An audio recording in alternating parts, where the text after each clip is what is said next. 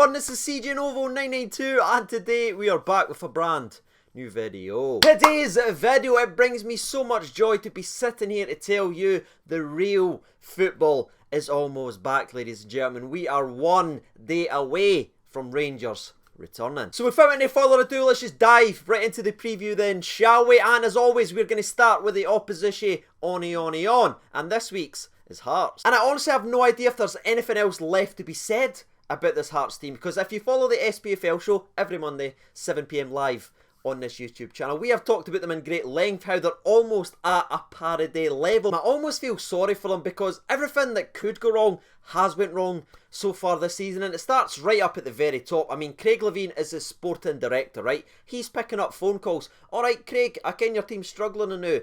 How's the manager position? Can I apply for that post? And he's having to go like this. Hi there, this is the Hearts manager Craig Levein.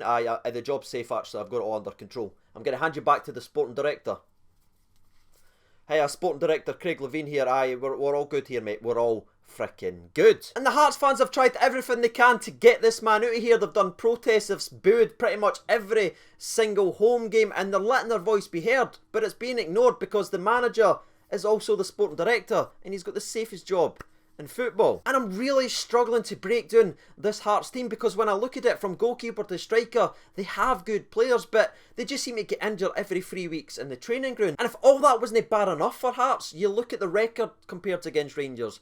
Rangers have won the last 7 games versus Hearts. The last 2 at Tynecastle, they blew them out the park. So it certainly seems one way, but I just didn't think it's going to be as easy as a lot of people is talking this game up to be. Now, Craig Levein has done a hell of a lot of talking ahead of the game as per usual, but one of the things he continues to say is getting something from the game. He's not saying he's going to go ahead and win the game and that's what they're going to be trying to do. It's always getting something from the game. So you know what that means. The Craig Levein bus has reached Tynecastle already, and it's going to be a grey hair turner. But they're not one of those teams in Scottish football that's just going to sit back and offer nothing going forward, because they have nothing to offer. Hearts, again, as we've already mentioned, have a couple of very dangerous players and are good from set pieces. You see Berra, he wins 99.9% of everything in the air from set pieces. So we will need to approach this game and be 100% at it if we're going to come away with a 3 points. And before we wrap up on the Hearts end of team news, very briefly, as we've already mentioned, they're missing about 60% of their first team squad. It's mental, but Judas and Jamie Walker is expected to miss this game, but the big man up front is expected to return versus Rangers. So whoever we pick at centre half has got a handful in the big lad. But I think that's enough speaking about Hearts for one day, ladies and gentlemen. Let's turn our attention to where it matters the most, and that is on the Rangers. But before we dive into the press conference and break down the latest things that's been said, a little congratulations to Alfredo Morelos and the gaffer himself for picking up some individual awards. Alfredo Morelos won Player of the Month and Stevie G won Manager of the Month. Now, it took 18 days to announce, by the way, which is weird because if you go the month before when Neil Lennon won it, it was announced within 6 days, but for whatever reason when it was Gerrard, it took 18 to announce. But whatever the reason behind it taking so long for them to hand the award to Alfredo and the gaffer, I'm really glad they had to come out and do it, because it must have broke them, and that honestly fills me with joy. Gerrard was asked in the official press conference, which you can find on the Rangers YouTube channel, about the award, by the way, but as always Gerrard was so classy during its interview, just saying it's a collective and team effort from everyone, to the staff, to the players as well. He never really seems to just take the praise whenever it's given. He always shares it out between the staff and the players, and I really love that, showing just how classy the man is. But we need to speak about the next thing from the press conference, lads, and bring it in. Everyone come in a wee bit closer, because the press actually asked a decent question. That's right, they asked Gerrard, how does he perceive the old international break? Does he see it as a positive because it gives people time to rest up and get healthy, or does he see it as a negative in his mind, that the fact that the winning run and winning momentum was stopped?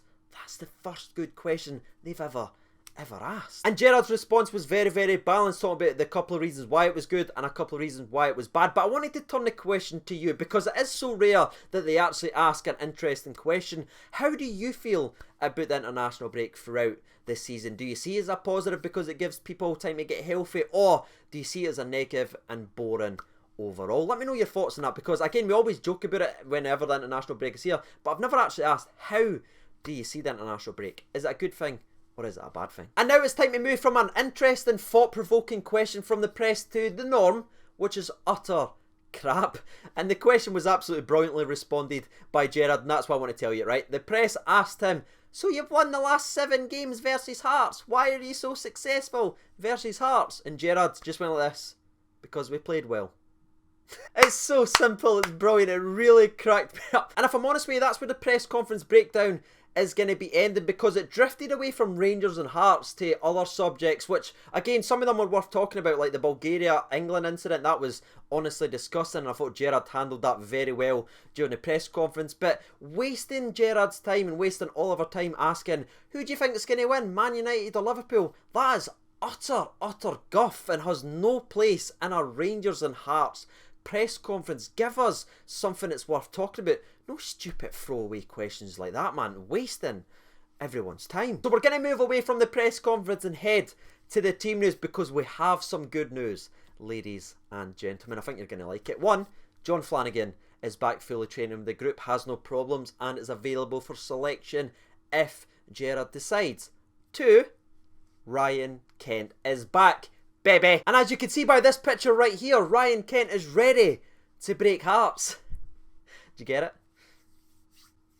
But all joking on that aside, Ryan Kent and Jon Flanagan are available for selection. However, Gerrard did say they've only had 4 or 5 full sessions with the squad, so it's going to be a late decision to see if they're involved versus Hearts or not. But again, that's a massive win, getting Flano back and also bringing back Ryan Kentigles Kent. There was no other updates given about Jordan Jones, but he's still progressing ahead of time, so that's still a plus for us. And the last injury update I have to give you is the fact that Ryan Jack is missing for this game of Hearts. However, Gerrard did say he is very close to returning, which to me is a win. Seeing that Ryan Jack is almost back already is a massive plus for our entire season on, because we all worried about it. We saw how bad the injury was. It could have been a hell of a lot longer. So the fact that he is almost back already is pretty much best case scenario. And that's it for the injury updates, lads. So that's the team news, that's the press conference and the preview wrapped up in a neat little bow. Now it's time for us to put our cojones on the line and try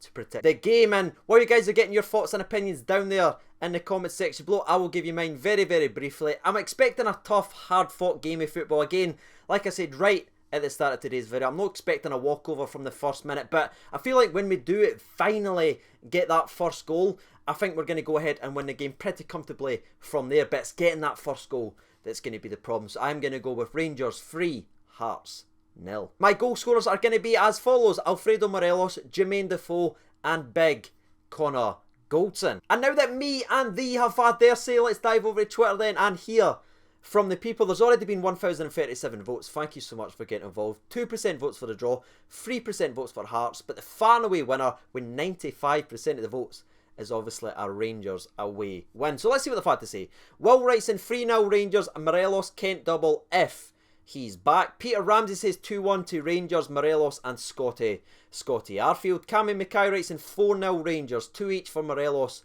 and Jermaine Defoe. I like that one. 55 writes in 5-0 to the famous. Jude writes in 3-0 Rangers, Joe Aribo and a Morelos dirty double. Barney Stinson writes in 5-0 Rangers again, because that's what we do. James Smith says keep it cool, win, job done, move on to the next game. Come on, Rangers. Pistol 7892 writes in, wonder what the odds are for a third 5-0 win. Come on, the Rangers. Another 5-0 comes in from Stuart Orr. He writes in a Morelos hat-trick within the 5. John Rogers in fact goes even higher. He goes Hearts 0, Rangers 6. Goal from Berra to score an OG. Morelos to score a hat-trick. And I'm changing it to Defoe to score another 2 as well. CJ, enjoy your new gaff with the other half. Thank you very much, mate. I really appreciate that. And the last 2 or 3 that we'll read out. Rab writes in 3-0 Rangers. A buff hat-trick, so you can say that to Defoe. Anything you can do, I can do. I know. And the last one comes in from Declan Shaw. He writes in 4-0 to the famous. Morelos with 2 and Ojo with 1 and Arfield with the other one to put the game to bed. So there it is, ladies and gentlemen, boys and girls. You've heard from the people, you've heard from myself. If you haven't done so already, what are you waiting for? The football is back. Let's celebrate it and discuss it. Before I'm out of here though, I need to give a special mention to the absolute legends on the Patreons account. Cannot thank you guys enough for all your support. And as always, I've been Siege Over 92. Thank you so much for watching, and bye.